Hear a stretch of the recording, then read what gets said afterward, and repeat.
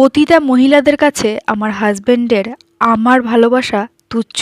আমার বাবা মা আমাদের দেখাশোনা করেই বিয়ে দিয়েছিল। আমার হাজবেন্ড একটা বিরাট বড় অফিসার ছিল। টাকা পয়সা, গাড়ি বাড়ি, সোনা দানা কোনো কিছুতেই কম নেই। কিন্তু এই সব কিছুই আমার কাছে অর্থহীন, কারণ আসল জিনিসটাই আমার নেই।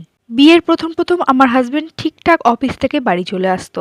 তারপরে দেখি অফিস থেকে বাড়ি আসার সময়টা অনেক পিছিয়ে যাচ্ছে।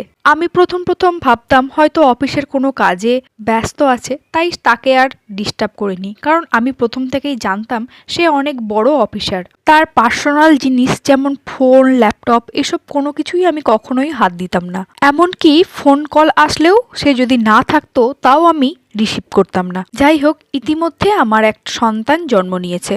কোনো দিক থেকেই কোনো ত্রুটি নেই, কিন্তু ভালোবাসাটা কেমন জানি মেকি হয়ে পড়ছে। সন্দেহবশত আমি তাকে ফলো করতে শুরু করলাম। একদিন আমি আমার